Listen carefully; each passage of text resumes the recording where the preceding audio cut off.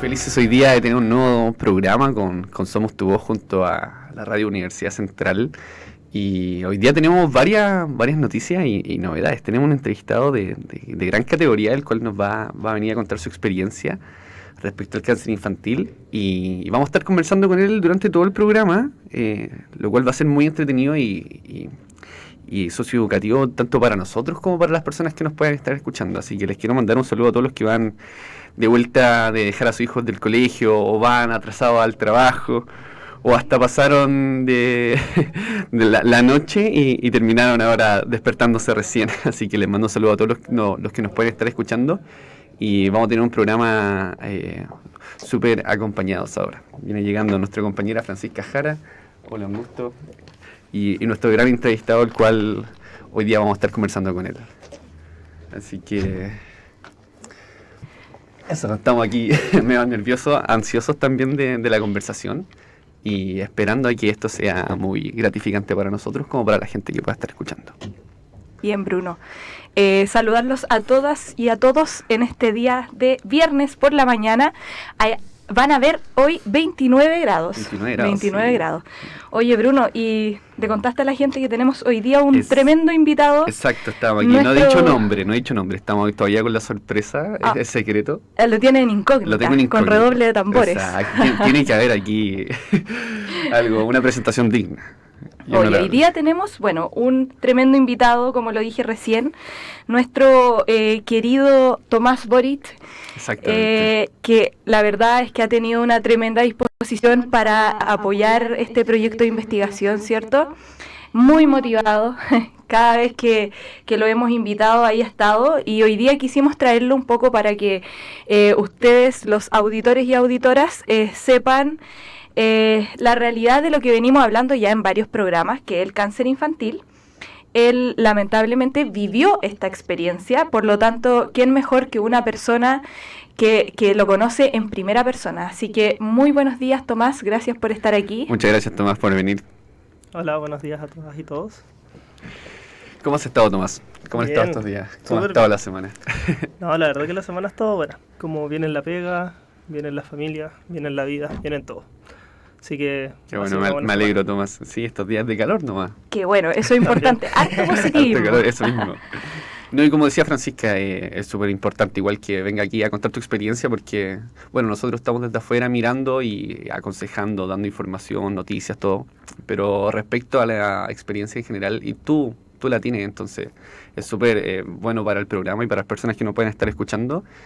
Sobre todo tu relato y cómo tú lo puedes contar porque estuviste dentro de este mismo problema que es súper delicado para todos. Igual. Así es. No sé si te tinca... Tomás, cuéntanos cómo fue tu experiencia respecto al cáncer infantil. ¿Cómo fue mi experiencia? Bueno, igual es una pregunta súper amplia. Sí. Como porque al final...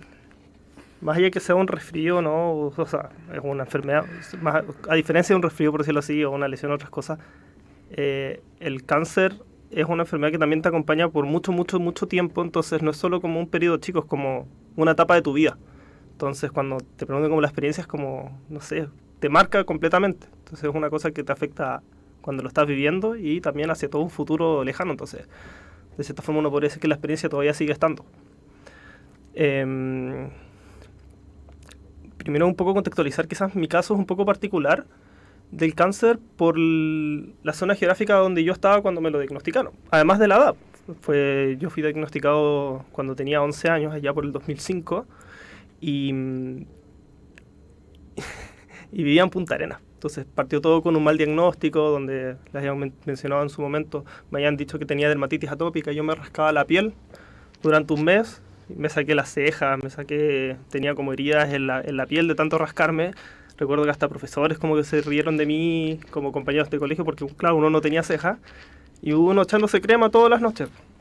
Y al final uno tenía un cáncer.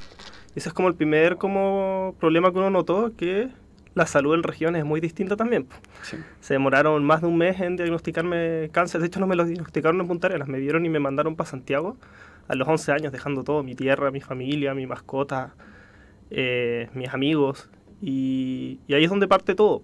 Y ahí cuando me dicen que uno tiene cáncer cuando uno es chico, tampoco entiende. Yo creo que uno lo empieza como a entender después o cuando ya empiezas a vivir el proceso. Pero todo ese proceso previo donde se ve como la familia se entera que tu hijo tiene cáncer, es súper fuerte. Como las ves destruidas y uno no entiende. Entonces, yo creo que la experiencia como principal es que uno empieza a vivir la adultez de mucho más chico. Empiezas a tener otras responsabilidades y el núcleo familiar, como te lo enseñan, se rompe. Las relaciones entre los familiares se rompen y se forman de una manera muy distinta, donde todos asumen un rol distinto que nunca estaba preparado. Entonces ya no es como papá, mamá, hijo, hermano, sino es como paciente con cáncer y el resto de la familia. Entonces, es bien complejo eso. Toma una consulta. ¿Cuál fue el diagnóstico que te dieron? ¿Qué tipo de cáncer? Linfoma de Hodgkin. Ya.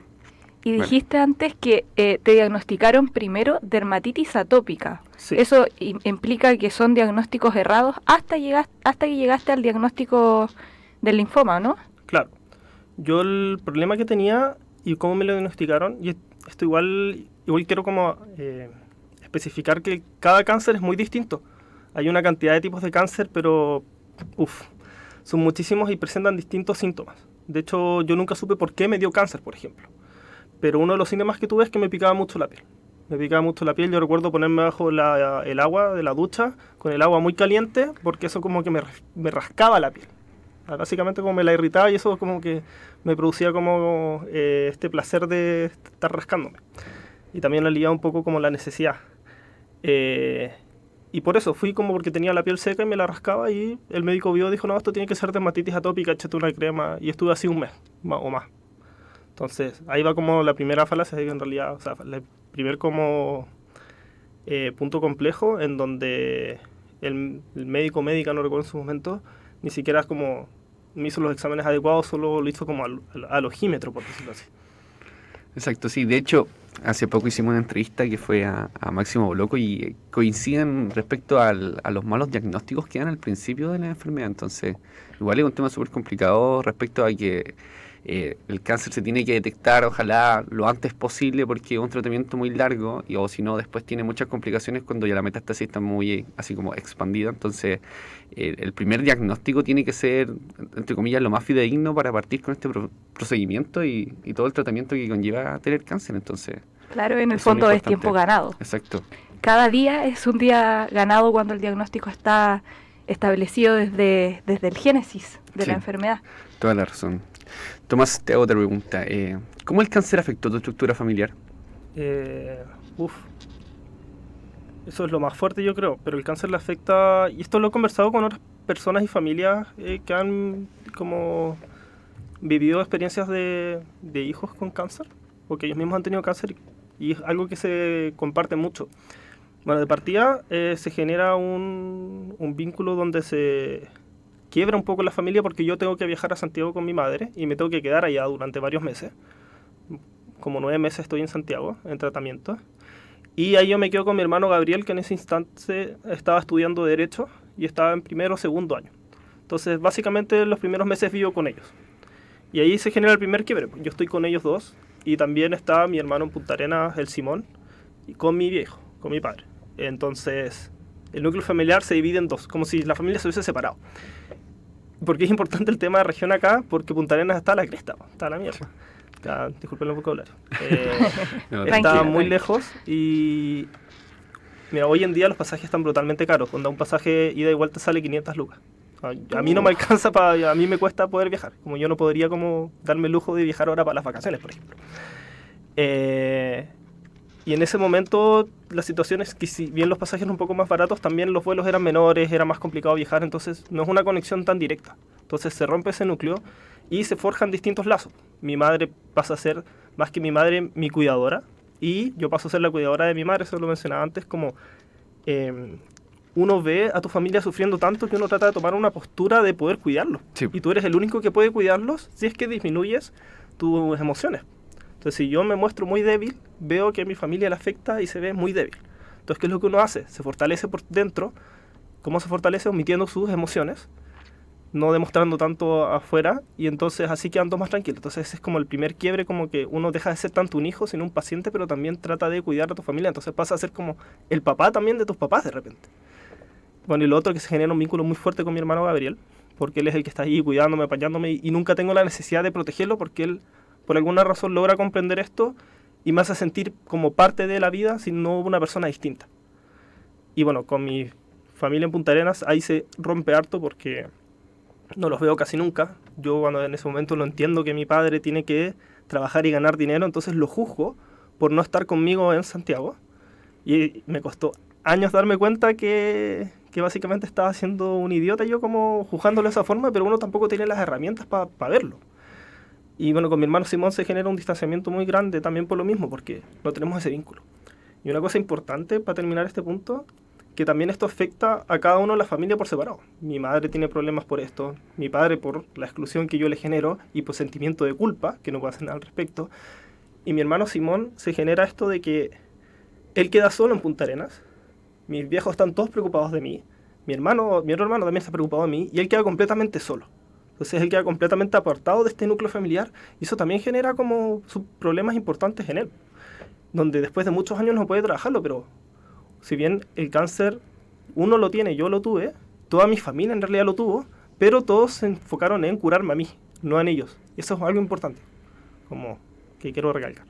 De hecho, es algo que hemos recalcado también en los programas anteriores, que cuando hay un paciente de cáncer, se enferma toda la familia prácticamente, porque abarca a todos desde temas emocionales, desde lo mismo que tú decías, hay personas que tienen que tener la fortaleza, y quizás tu madre en este caso, que era como la que principalmente estaba ahí, Gabriel, hacérselos fuertes, y a veces hacérselos fuertes, porque en el fondo tener una persona que está con el riesgo de poder llegar a algo muy grave debe ser tremendamente fuerte. No, sí, y también esto de la definición de roles, porque pasan a ser la familia como tu proceso de contención emocional, y como decía Tomás también, entra este medio de ¿cómo se llama?, de generar como un método de defensa, que era como el suprimir lo sentimental, porque, como decíamos, hay subproblemas dentro del cáncer, o sea, está el paciente, pero todos viven el problema de una forma diferente, como lo pasan tus hermanos que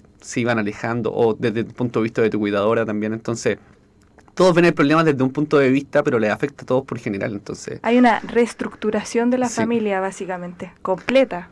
No, y esta como definición de roles que, entre comillas, como que no son elegidos, como que solo te tocan. Entonces uno llega en este momento, porque nadie está preparado para el cáncer, y te veis en una situación en la cual tienes que aprender durante la marcha, y como con un rol, entre comillas, predestinado, dependiendo de tu estructura familiar. Entonces es bien complejo. Tomás, ¿y qué tan importante fue tu cuidadora en este proceso? Que, como nos dijiste anteriormente, entiendo que fue tu madre. Mi madre fue la persona más importante en mi vida en ese momento, como por lejos. Sin ella, no sé. Igual uno se da cuenta después con el tiempo la importancia. Pero básicamente hizo como que pudiera todo continuar. Hizo todas las gestiones, todo lo administrativo, y también me estuvo apañando en todo momento. Y mira, hizo que esto sea posible. Yo no siento que igual con otra madre pudo haber sido distinto, no sé, depende ahí. Bueno, las madres cuando tienen un hijo enfermo lo dan todo por su hijo. Este fue el caso, entonces para mí ya fue muy importante en ese sentido por eso, y también porque era no estar solo, era como una forma de no estar solo. Y ese fue como un poco el rol que cumplió mi madre, como el de sentirme acompañado, que eso es como lo importante. Nosotros conversábamos también en otros programas que cuando esta enfermedad ocurre tan chiquititos, de repente no se sabe muy bien qué es lo que estás teniendo. Entonces, en el fondo, como que tu madre, en tu caso, y en el caso de los auditores o auditoras que nos estén escuchando, cualquier persona que cumple el rol de cuidador es clave. ¿Y por qué es clave? Porque en el fondo el niño ve un poco cómo está ese cuidador para intentar entender la enfermedad. Entonces, si el cuidador claramente está con un ánimo de vamos a salir adelante, de no va a pasar nada, como que lo interiorizan. Y nos ha pasado con los demás entrevistados que nos han comentado su experiencia, que nos han dicho precisamente esto, que es como que el reflejo de sus cuidadores les sirvió para poder decir, no, yo voy a salir adelante, no me voy a preguntar por qué me está pasando esto a mí, y hay que luchar. De hecho, lo comentaba, le hice una entrevista a la doctora Marcela Suyeta, la directora de Fundación Nuestro Hijo, y ella igual comentaba también desde el rol de la cuidadora, la bajada de información, porque, bueno, las palabras generan realidad, entonces, desde el cuidador hacia el niño, que entre comillas tiene poco deslumbrimiento como de lo que está pasando, entregarle la información, decir lo que le va a pasar, acompañarle durante todo este proceso, va cargado desde un punto de vista anímico, que lo entrega la cuidadora más que el niño, porque el niño puede pensar que es un proceso, cualquier cosa, no entiende mucho lo que le está pasando, no entiende mucho lo que es el cáncer, y ahí entra como el rol de la cuidadora, en la que le va a estar diciendo, oye, dándole ánimo, dándole consejos, estando ahí. Si la cuidadora está bien, el niño lo más probable es que también esté bien. Entonces, como, no sé, vibrar en cierta frecuencia para que vayan avanzando hacia como una meta positiva. Sí, mira, respecto a eso, igual como siento que es un poco más complejo, porque el tema de enseñarle a un niño cómo tiene que llevarlo a cabo, o sea, le estás diciendo a un niño como que tiene una enfermedad que se puede morir. Como, sí, mucha gente no lo cuenta porque no sabe cómo decirlo, etcétera, y las familias tampoco saben cómo abordarlo. Y si bien a mí me hubiese encantado que me dijesen todo eso, pero también eso tiene que venir acompañado de un programa de salud mental. Onda, tú a una persona le tiras esa bomba cuando es chico y quizás queda peor, como de una. Sí. Entonces, sí, ojalá sea así, pero tiene que venir acompañado de una ayuda de salud mental de parte de algunos de los proveedores. Durante los procesos del tratamiento que tuviste, ¿estuviste acompañado con salud mental? O sea, dentro de los centros de salud, ¿nunca estuvo como dentro del programa oncológico como esta ayuda de...? Tengo entendido que no. Puede que yo la haya rechazado. Yo en ese momento como que no creía en la salud mental. Pero yo nunca recibí. Pero la verdad, siendo honesto, no tengo claridad si es porque yo la negué o porque yo no la quise... o sea, porque yo la negué o porque simplemente no existía. Y en el caso de haberla negado, ahí también hay un tema de que hoy en día se ha naturalizado un poco más la importancia de la salud mental y que no es un tabú. Como tener problemas de salud mental está bien, como es raro no tenerlos. Exacto, así como la desinformación de lo que provoca la salud mental, y eso que ahora es un tema que ha sido de suma importancia para casi todo realmente, así como tanto en lo laboral como en los estudiantes. La salud mental es súper importante para tener una estabilidad emocional y poder seguir afrontando los problemas que tenemos cotidianamente o en la vida. Así es, cada vez más latente. Bruno, Tomás, nos vamos a nuestro primer corte musical. Pero Bruno, te voy a decir a ti que leas la introducción a nuestra canción, porque es un artista que te encanta. Exacto, a mí me encanta, Roberto Carlos. Que tú querías tenerlo, así grande. Que dale. Bueno, dice el popular cantante brasileño Roberto Carlos está pasando por uno de los peores momentos de su vida al anunciar la muerte de uno de sus hijos. Roberto Carlos Braga II, dice, más conocido como Dudu Braga, el pasado miércoles. Dice, el hombre de 52 años fallecía en un hospital de Sao Paulo como consecuencia del cáncer de peritoneo que padecía. El artista ha publicado un video con diversas imágenes junto a esta y está recibiendo sus cariños de los seguidores a través de las redes.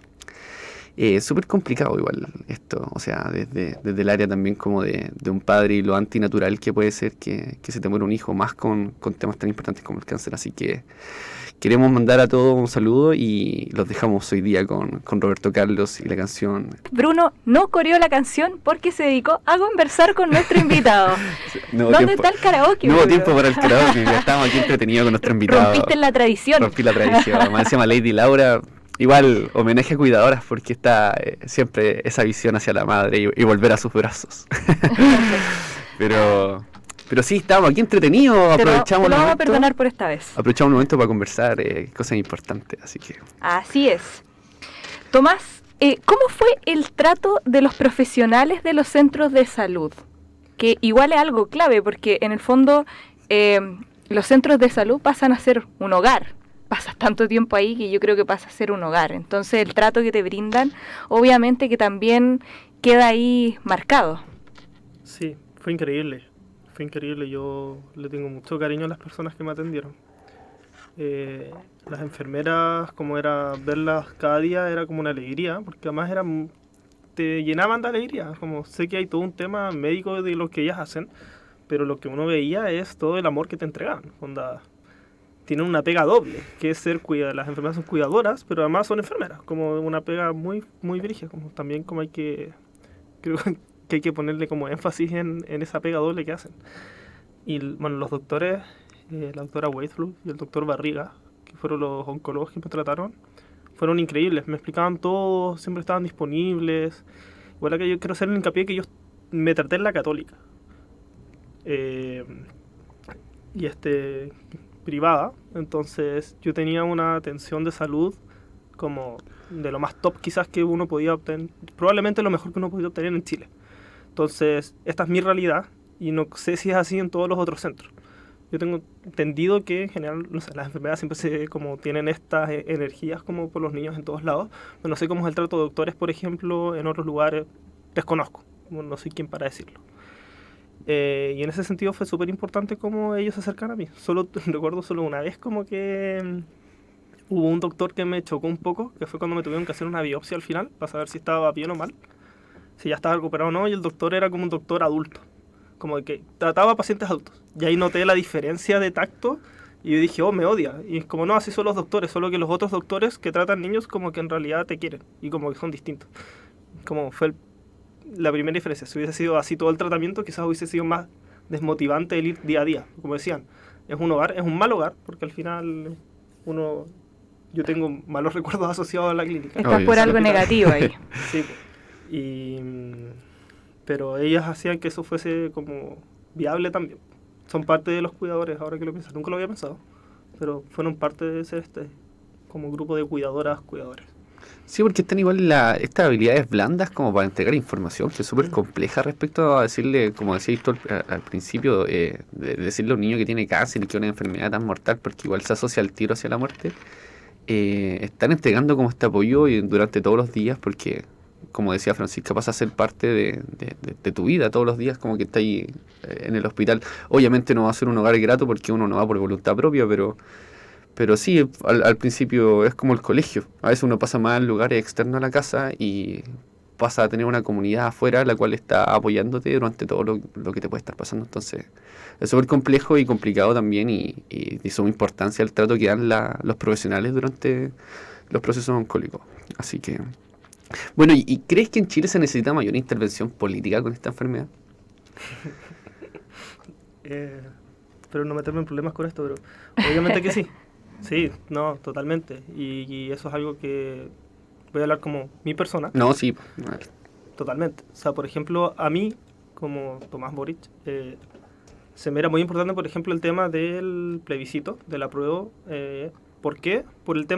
Principalmente por el tema de la salud. Porque yo cuando me tuve que tratar, cuando yo viajé de Punta Arenas a Santiago, yo viajé de Punta Arenas a Santiago porque tenía como los ojos muy amarillos. Me dijeron, no, tienes que viajar al tiro. Y yo tuve la oportunidad de comprar un pasaje y viajar al tiro a Santiago. Y el día siguiente que llegué, pues yo llegué, no sé, hagamos que el jueves de la noche, el viernes me traté. El viernes me fue a ver un doctor, me pegó como los ganglios, me dijo, oye, tienes cáncer, probablemente tienes que ir a un centro oncológico. Fui al tiro y me trataron al día siguiente. El día siguiente empezó mi tratamiento. Y ahí algo que siempre cuento, que mi madre le decía al doctor, hoy no puede esperar el fin de semana porque quiere ir a Disney. O sea, a Disney, hay que ver, a Fantasilandia. Ojalá fuese Disney chilena. A Fantasilandia. Y la doctora le queda mirando y dice, señora, si su hijo espera, probablemente el lunes esté muerto. Y ahí, después de mucho tiempo, es el primer shock de realidad, que es como, si yo no hubiese tenido un buen sistema económico, un buen sistema de salud, yo estaría muerto. No estaría acá, porque simplemente se hubiese sido imposible conseguir un cupo de salud, un lugar que me trataran al día siguiente, poder viajar de Punta Arenas a Santiago. Entonces, ¿por qué es importante cambiar el sistema de salud? Porque el 70 y tanto % de la población chilena está en FONASA. Si hubiese estado dentro del 70 y tanto %, yo hubiese estado muerto. Onda, yo me salvé solo por tener plata. Y eso es súper fuerte de darse cuenta. Sí. Entonces, al final, claro, uno tiene un conflicto social con el tema de la salud por eso. Como, me salvé por la salud, por haber tenido plata. ¿Por qué lo quiero cambiar? Porque no está bien que solo un 20% en realidad tenga acceso a esta salud, tenga esta opción de salvarse.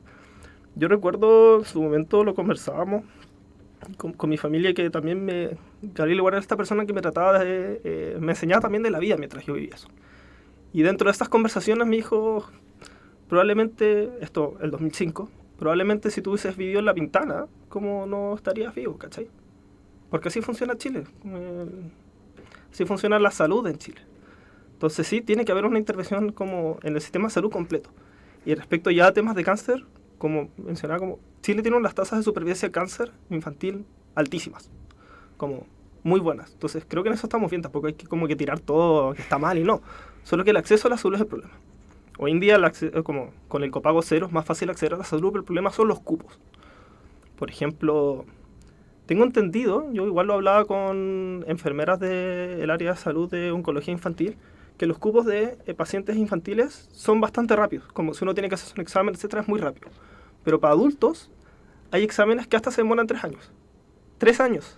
En esos 3 años yo tenía 3 días. Sí, 3 días. Exactamente. Y 3 años no te da, te morís. Entonces, sí, hay que hacer un cambio robusto al sistema de salud. No se logró con eso por a veces motivo. Ojalá se puedan lograr reformas al sistema de salud que vayan en esa dirección. Un acceso a la salud, que es yo creo el principal problema que podría tener el cáncer. Quizás no infantil, reitero, porque tengo entendido que es más accesible. Pero sí el cáncer en general, la salud en general. Sí, de hecho con Francisca las primeras sesiones que tuvimos le hicimos harto énfasis a la universalidad de todo lo que son los recursos y bueno, a la descentralización también de todo lo que es súper importante, porque ya al fin y al cabo no pasa solamente como a las comunas que quizás son más vulnerables, sino como que a las regiones en general. O sea, si no estás en Santiago Centro, al fin y al cabo no logras así como tener un tratamiento como a tiempo. Y me llama mucho la atención también de tu relato que, obvio, como estábamos hablando también del mal diagnóstico, llega justo casi como al diagnóstico verdadero, el cual te puedo salvar y empezaste con tu tratamiento. Entonces, qué importante eso, porque quizás te demoraba una semana más y llegabas con un tratamiento ya mucho más desfavorable, en el cual quizás las probabilidades de mejoramiento iban a ser menores. O sea, en ese sentido yo el cáncer he ido descubriendo mucho con el tiempo. Como hace unos meses conversando con mi mamá me descubrí otra cosa más. O creo que fue conversando con Gabriel, de hecho, que me comentaba respecto a cuando yo me hice el examen. O sea, cuando me dijeron que me tenía que tratar. Y me comentó Gabriel como, oye, ¿recuerdas qué pasó esto? Y yo lo tenía totalmente olvidado. Y era que a mi madre le habían pasado una radiografía en los pulmones. Y la foto era como negra. Entonces mi mamá decía, ¿dónde están los pulmones? Están ahí. Pero ¿cómo? No se ve nada. No, es que están tapados del cáncer. Están tapados como con toda esta masa. Entonces no se veía, como que tenía los pulmones completamente... Mi cáncer partió como en los ganglios, acá arriba en el cuello. Y se expandió por todos los pulmones. Entonces no se veía nada, no era algo muy favorable como el panorama, pero era tratable porque, como mencionaba, el linfoma de Hodgkin dicen que es como el cáncer menos malo, entonces se puede tratar quizás más fácil. Yo desconozco temas médicos en tanta profundidad, pero claro, yo quizás con un par de días más no me da. Y hay otro tema respecto al sistema de salud, y es el diagnóstico. El diagnóstico también es muy importante. Por ejemplo, yo ahora cuando me hago un examen de lo que sea, puedo tener una costra en la nariz, que el otro día tenía como una costra en la nariz y fui como al otorrino, y les di el diagnóstico y dije, no, cuando chico tuve cáncer, como, vamos a hacer 1000 exámenes más. Entonces me tuvieron que hacer más exámenes, y no es porque yo tenga un porcentaje de recaída, sino es porque te hacen los exámenes como por si uno pudiese haber tenido una recaída o volver a tener cáncer, que quizás es lo que se debería hacer en muchos otros casos. Cuando no se diagnostica correctamente es porque no se le dan las vueltas todas necesarias. Entonces, ahí yo no me quiero meter porque no es mi área, pero claramente en el tema de diagnóstico hay un problema grave que hay que solucionar y que afecta más en regiones, yo me atrevería a decir. De hecho, si mal no recuerdo, el porcentaje de recaída, ya que hablamos de eso, es como de 40% de una persona que ya tuvo cáncer infantil. Sí. Y con respecto a lo que tú decías, es fuerte esta desigualdad en la accesibilidad al sistema de salud. Más cuando se piensa de los niños. Como tú decías, no es tanta en cuanto a los niños hoy día en Chile, pero igual es fuerte pensarlo, ¿cierto? Personas inocentes en el fondo que no deberían por qué quedar un poco más a un costado. Y que no pueden tampoco prevenirlo, o sea, igual súper buena medida esa de que si uno va y ya tuviste cáncer, de que te hagan estos exámenes, porque, bueno, siempre el problema no se tiene que abordar cuando ya llega a tu casa, el problema tiene que abordarse desde antes, desde que uno lo ve en la esquina, gracias a la prevención. Entonces, si sabemos que puede estar, entre comillas, estas probabilidades de recaída, aunque sean muy bajas, sigue estando una posibilidad de que pueda pasar. Y como decimos que esta es una enfermedad demasiado silenciosa, no nos damos cuenta a tiempo, al fin y al cabo, con los diagnósticos. Entonces, como dice Tomás, es súper importante el diagnóstico y la prevención, y si tuvieron cáncer, seguir chequeándose constantemente, porque no sabemos en qué momento, ojalá que nunca, pero pasa una recaída, ¿no es cierto? Claro. Sí. Totalmente. Tomás, ¿cuáles fueron tus principales medios de escape durante ese proceso? Porque sí es complicado igual el proceso. Tiene que haber una forma de distraerse. Igual no tenía como prehecha la respuesta a esa pregunta, pero como me nació el tiro. Me encuentro súper bonita la respuesta. Fue Gabriel, la verdad. Fue mi hermano. Fue la principal vía de escape. ¿Por qué? No sé cómo también, pero y esto es algo importante que ojalá los cuidadores con futuros pacientes que tengan, no sé, familiares con cáncer o que a futuro puedan tener, es importante que el paciente no se sienta solo y se sienta acompañado. Gabriel lo que lograba era que no me hacía sentir diferente. Me invitaba a hacer cosas, siempre me leí. Recuerdo que siempre iba a leerme como al hospital, iba todos los días. Pero más de eso me invitaba a hacer actividades como cotidianas que todos hacían y no me miraba distinto. Cuando yo me juntaba con mis amigos, por ejemplo, me miraban como, o me trataban como con más cuidado porque tenía cáncer, estaba pelado, etcétera, más cachetón. Con Gabriel siempre fue como igual el trato de siempre. Entonces, lo que me hizo sentir Gabriel fue que en ningún momento me sentí solo, me sentí acompañado y también sentía que valía la pena. Que yo como que era importante y no le generaba preocupación, entonces yo podía ser yo en ese momento. Y eso es súper importante con un paciente de cáncer, porque te dan ganas de seguir día a día, te dan ganas de darlo todo y no sentirte solo. Yo creo que eso es lo más terrible cuando uno tiene una enfermedad de este calibre, es el sentirte solo porque no sabes cómo abordar tus emociones, o porque te tratan distinto, ves que todo es distinto. Entonces, eso es lo más importante, yo creo.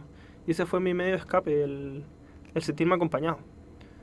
Y respecto a actividades, no sé, ajedrez, yo creo que era en su momento, de ese tipo de cosas. Fútbol nacional de ajedrez mientras tenía cáncer. Me fue súper bien. Salí como tercero, recuerdo. Y alfabetiqué nacional porque al día anterior me había dado una reacción alérgica a un medicamento. Entonces tenía este dolor en las piernas constante. Como la rodilla como que me palpitaba todo el día y me dolía. Me fui a tratar, terminé el hospital, no sé, el día anterior me quedé en la noche y al día siguiente a las 2 de la tarde empezaba el mundial, el nacional. Y salí, no sé, duró varios días, salí creo que como tercero por ahí. Fue mi mejor nacional. No sé, fue súper raro. No, pero igual, Sí, pero bien. Tenía esas vías de escape de cosas, porque amigos no tenía muchos, pues sí. Estaba solo en Santiago. Sí, por eso mismo, Sí. uno igual abandona todo lo que es el área de confort. Cambió de ciudad, Sí, entonces me imagino que tus amigos eran los que quedaron allá, ¿o no? Sí. Estaba... Igual yo tuve la oportunidad económica de poder asistir en un colegio acá para no repetir de curso. Buenísimo. Ahora, yo no sé si eso fue bueno o malo. Yo creo que sí, porque no repetí de curso, pero igual te somete a una presión súper grande, que fue el convivir con un montón de otras personas. Fui al St. Gabriel, creo que se llama, y todos me miraban como si tuviese cáncer. Hasta recuerdo un tipo que una vez me hizo bullying porque me quitó el jockey. Yo andaba con jockey porque no me gustaba estar pelado. Hasta me quitó el jockey, me empezó a wear y nadie hizo nada. Y como que todos me miraban así como distinto, igual me aceptaban y todo, pero me aceptaban como una persona con cáncer. Entonces Claro. fue un choque igual súper brígido, igual como que no me gustaba tanto ir al colegio. Pero mi beneficio fue que, bueno, aprendí cómo a manejar esa situación mentalmente, y lo otro que no repetí de curso. Pero ahí uno ve como, quizás, pues, bueno, también no me sentía solo, tenía otras actividades, no sé. Es complejo. No, y es verdad esto que también me hace pensar, Tomás, el respecto como a esta cuota de normalidad, como que ya está bien, uno puede ser víctima de una enfermedad, pero tampoco quieren que te miren siempre como la víctima y que te hagan este trato especial, porque al fin y al cabo como que igual te segregan, aunque sea de una visión positiva, quizás como para darte apoyo, o quizás, no sé, existe este susto porque estás enfermo, pero igual, o sea, lo que uno quiere de niño es sentirse... pertenecer como a la comunidad Hay en un general. tipo de discriminación positiva, negativa, y cada uno puede evaluar su punto de vista, pero existe Sí. la discriminación en el fondo. Y obviamente que afecta psicológicamente más cuando eres un niño, que ya te encuentras con un proceso complejo, en el caso tuyo, doblemente complejo, porque tuviste que dejar tu lugar donde vivías, a tu familia, dividirse la familia, y sumarle a eso, llegar a otro colegio, en donde te miran distinto, en donde sí te hicieron bullying de cierta forma, es complejo. Sí, no, y existe, se provoca esta diferenciación también que que cuando uno es chico lo único que quiere es jugar, tener amigos, como que, no sé, pues tener como ese espacio en donde uno es partícipe de esta catarsis infantil, en donde todos queremos ser como felices. Entonces, aunque hay una diferenciación desde una visión, entre comillas, quizás positiva o delicada respecto a lo que uno está pasando, igual te sacan desde ese grupo. Entonces, es complejo igual. Te voy con otra pregunta, Tomás, que nos parece súper importante con Francisca, que ¿crees que la desigualdad económica afecta la calidad del tratamiento y las probabilidades de recuperación? Mira, a priori te diría que sí, pero también hay que ser responsable con esto y no sabría darte la respuesta correcta. ¿Por qué creo que sí afecta? Bueno, de partida lo que sí afecta sí o sí es que, mencioné antes, si no hubiese tenido plata yo no estaría vivo. Pero en el mismo, como por ejemplo si fuese una clínica, un lugar privado o un lugar público, donde uno se trate, no sé si el acceso, o sea, como el médico, cuando uno ya está instalado con el tratamiento, no sé si es distinto o no, en el sentido como corporal. Sé que mentalmente es mucho más llevadero en un lugar donde yo me traté, por ejemplo, yo, porque yo tenía, no sé, mi propia pieza, tenía muchas más comodidades, tenía un acceso a los doctores mucho más cercano. Por ejemplo, yo tengo un amigo que se trató en el sistema público y terminó contrayendo hepatitis, porque le hizo una transfusión de sangre errónea, por ejemplo. Y ahora uno de sus problemas es que tiene hepatitis. Como, eso a mí no me iba a pasar nunca. Sí hay un problema, pero tampoco quiero desmerecer porque el sector público también ha logrado o sea, estas tasas de supervivencia altas, la mayoría de la gente se trata en el sector público, en el sector privado. Entonces, no es que sea malo el sector público, sino que el acceso a yo creo que es más el problema y lo otro ya viene siendo las como comodidades.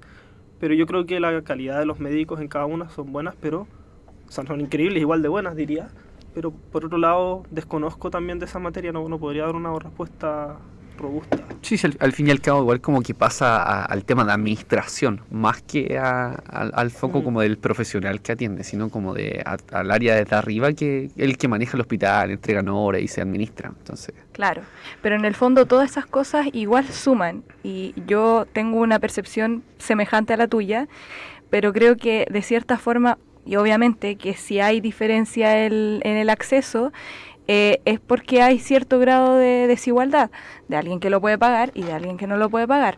Lo mismo las comodidades, obviamente que cuando nos encontramos en una situación tan compleja como esta, cada mínima comodidad que se pueda tener va a apuntar a generar una reacción positiva.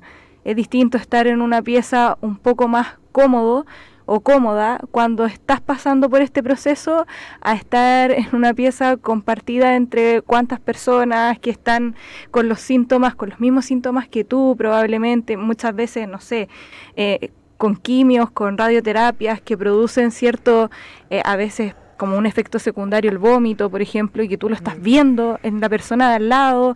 Eso igual te genera un shock, porque en el fondo visualizas eso objetivamente. Entonces también de cierta forma yo creo que desde mi versión, o sea, desde mi opinión muy personal, puede afectar al niño. Entonces estas comodidades, este acceso, igual yo creo, desde mi perspectiva, vuelvo a decirlo, implica cierta desigualdad que obviamente que afecta al proceso en sí. Lo que sí puedo afirmarte en ese sentido es que, bueno, también yo creo, pero el proceso del daño de salud mental que te genera estar en un lugar con menos comodidades es brutalmente superior. Yo tuve muchas secuelas mentales y estuve en un lugar súper cómodo. No quiero saber cómo es el tratamiento con unas personas complicadas. Imagínate estar en una pieza y de repente el niño al lado como que le limpian la pieza, como no sé, se murió. ¿Cómo afrontáis la muerte de un cercano con el que estuviste conviviendo al lado que tiene lo mismo que tú? Exacto. Totalmente. No, ahí los temas de salud mental, por ejemplo, tienen que ser tratados de una forma mucho más fuerte y es súper poco llevadero también llevar como eso. Y también la voluntad de querer tratarse, como yo decía, como lo que me dan ganas también de repente de ir o cosas así, era como ver las personas que me trataban, la comodidad, no sé, yo podía tener, de repente un primo me prestó una Play en su momento para poder jugar allá, entonces como que te daban ganas también menos ganas de no rendirte. Claro. Porque pasa harto que la gente se rinde y igual después lo hace, pero ese momento te marca, como cuando decís como no, ya no más. Después falla igual, pero es como chucha. Sí, igual como decía Francisca, es complejo todo esto. Y obviamente que los tratos personalizados respecto al área de salud son mucho más efectivos que los generales, obvio. Sí. Entonces, Tomás y Bruno, nos vamos al segundo corte musical. ¿Ah, sí? ¿Vamos a bailar un rato? Así es. No sé si bailar, no sé si la canción es muy apta para bailar. No es muy bailable esta canción, ¿no? Más karaoke sentimental. Claro, ahora vamos a esperar tu karaoke. En serio, aquí Tomás está ansioso por escuchar tu karaoke. Vamos a cantar acá. Nos vamos con Michael Bublé. El cantante y la actriz Luciana se casaron en abril del 2011 y 2 años después nació Noah. La felicidad se instaló en la familia y aumentó con creces con la llegada de un segundo hijo, Elías.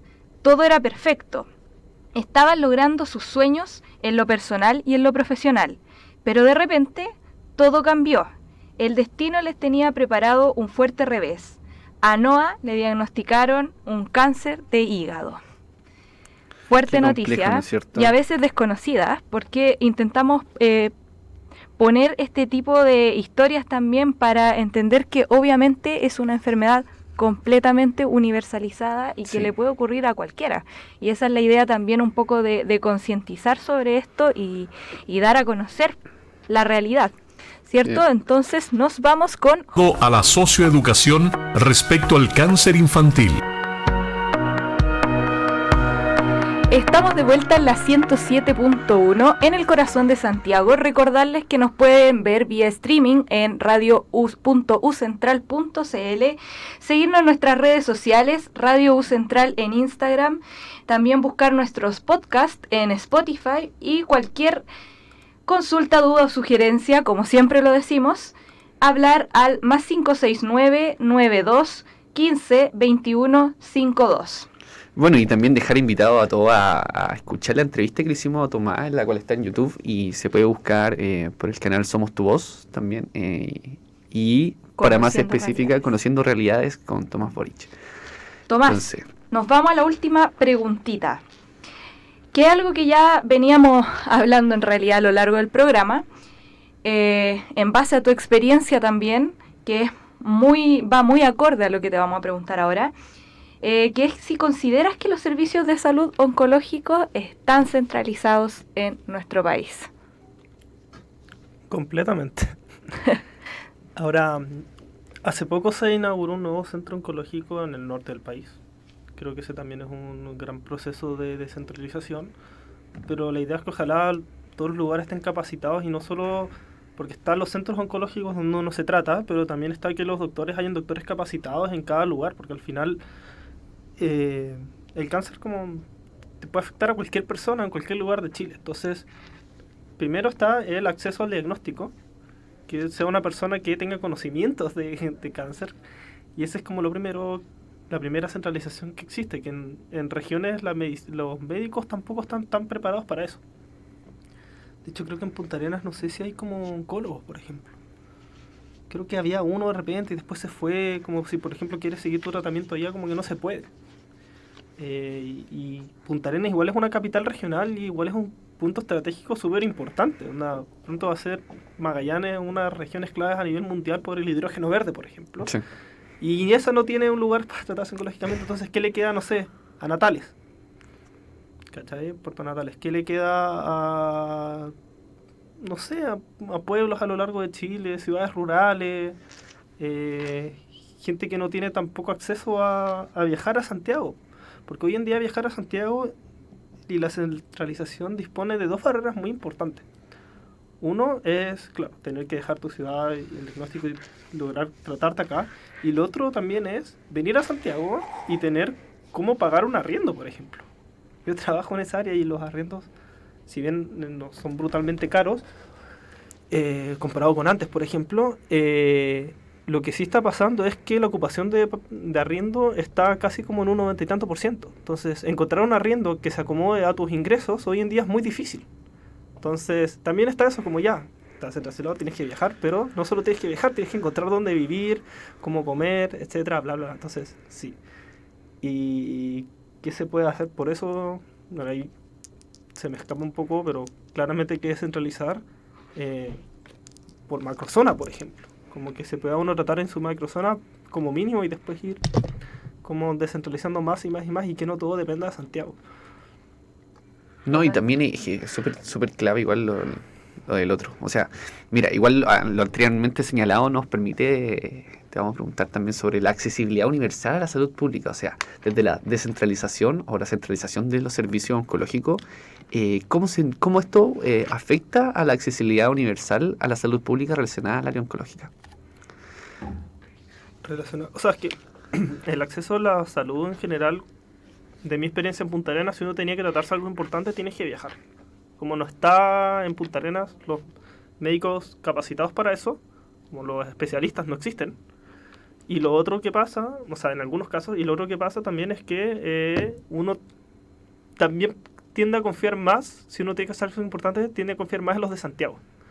Entonces, Punta Arenas siendo capital, claro, ya desconfiar allá es una cosa compleja. No quiero desmerecer médicos que trabajen allá, ¿no? Sino como que no están las especializaciones muchas veces. Y ese es como el primer como problema. Y bueno, el acceso a eso es que son en general privados. Como si el sistema como público como tiene muchas carencias de accesibilidad, el sistema privado también las va a tener dentro de lo que son las regiones porque están todos casi en Santiago. Así es.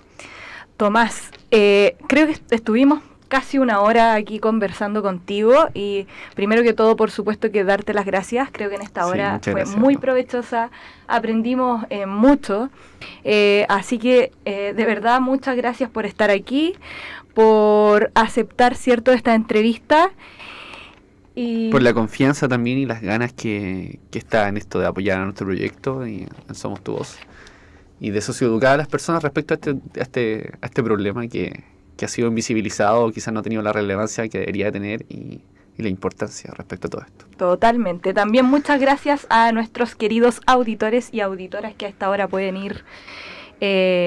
Yo creo que la mayoría a esta hora está trabajando. Sí, ya ¿cierto? está trabajando ya, o sea, a menos de que se hayan atrasado a la pega. Claro, o que estén ahí con caña. Oye, sí, o no sé. Ya no se juzga a nadie acá. No, totalmente. Queremos igual dejar para el próximo programa invitados a todos porque vamos a estar hablando sobre la noticia de las cuidadoras, cómo postular y cuáles van a ser los beneficios respecto a esto. Así es. Yes. Y nos vamos a nuestro último corte musical para despedir el programa. Exacto. ¿Qué es? Es Beyoncé, vamos a ponernos un poco más alegre. Bueno, así escribió la estadounidense, el padre de la cantante, o sea, ella tuvo un problema con su representante, que fue un dato que se dio en un programa pasado. Pero queremos dejar con Beyoncé, con la canción